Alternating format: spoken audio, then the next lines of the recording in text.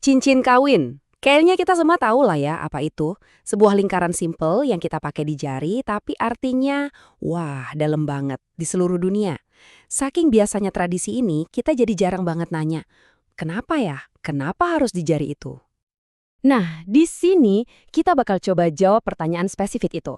Kenapa sih harus jari keempat alias jari manis yang kepilih buat jadi simbol ikatan seumur hidup ini? Percaya deh, jawabannya ternyata jauh lebih rumit dan seru dari yang kita kira. Oke, kita mulai ya. Kita awali dari penjelasan yang paling romantis. Dan mungkin yang paling sering Anda dengar.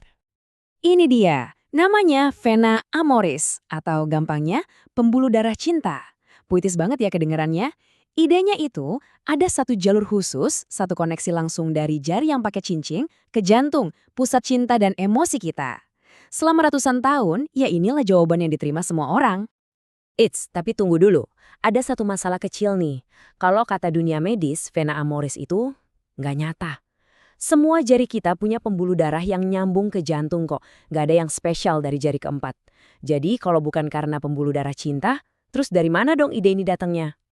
Sekarang, yuk kita coba telusuri sejarah di balik ide yang super romantis, tapi ternyata kurang akurat ini. Perjalanannya bakal bawa kita mundur ribuan tahun ke belakang. Nah, yang seru banget dari sini tuh, lini masanya coba diperhatiin. Tradisi cincin sebagai simbol keabadian itu udah ada dari zaman Mesir kuno. Tapi lihat lebih teliti lagi. Istilah Vena Amoris baru muncul di tahun 1686. Jauh sebelumnya, di abad keempat, penulis Romawi bernama Macrobius emang udah ngomongin soal koneksi ini. Tapi dia nggak nyebut-nyebut soal pembuluh darah loh. Dan ini kutipannya. Macrobius ngomongin saraf, bukan pembuluh darah. Jadi bisa jadi banget kepercayaan awalnya itu soal koneksi saraf, yang entah gimana ceritanya, berabad-abad kemudian berevolusi jadi mitos Vena Amoris yang kedengerannya lebih romantis. Sejarah emang suka penuh kejutan ya. Oke, kita tinggalin dulu mitos kuno tadi. Soalnya ada penjelasan lain yang beda banget, yang datang dari sebuah filosofi yang simple dan bisa kita coba langsung. Yap, Anda dengar benar. Sekarang giliran Anda buat ikut nyoba langsung. Ini cara yang asik banget buat ngerasain sendiri kenapa jari manis itu dianggap spesial. Udah siap? Siapin kedua tangan Anda, yuk! Oke, ikutin saya ya.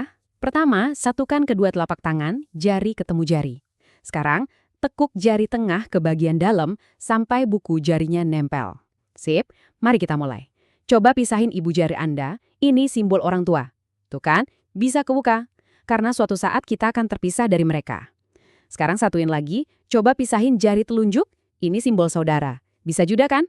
Sama kayak jari kelingking, simbol anak-anak kita. Mereka semua bakal punya jalan hidup sendiri. Tapi sekarang, bagian puncaknya. Coba deh pisahin jari manis Anda yang jadi simbol pasangan. Susah kan? Bahkan hampir nggak mungkin.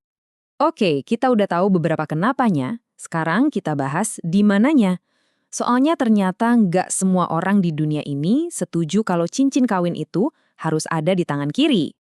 Jadi intinya ada dua kubu besar nih. Negara-negara barat kayak Amerika atau Inggris biasanya milih tangan kiri.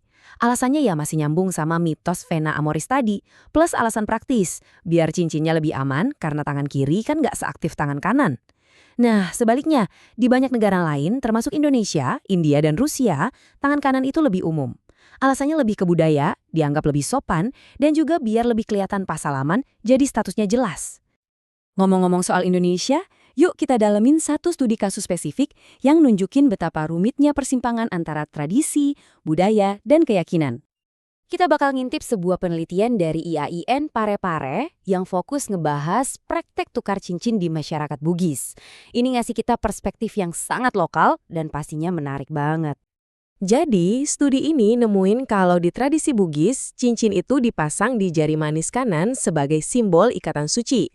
Tapi, disinilah muncul dilemanya.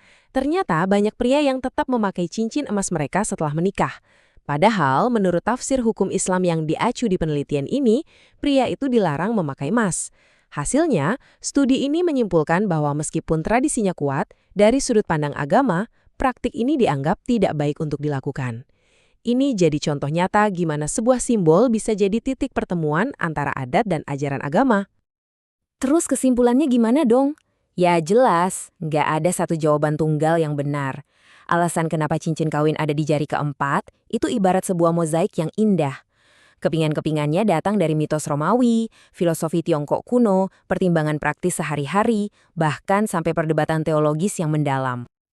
Dan ini ngebawa kita ke pertanyaan terakhir yang mungkin paling dalam. Pada akhirnya, cincin itu kan cuma sebuah benda, lingkaran logam. Tapi kenapa ya kita sebagai manusia ngasih kekuatan simbolis yang sebegitu besarnya ke benda-benda kayak gini? Apa sih yang bikin sepotong logam bisa mewakili cinta, komitmen, dan identitas? Mungkin itulah pertanyaan yang paling menarik dari semuanya.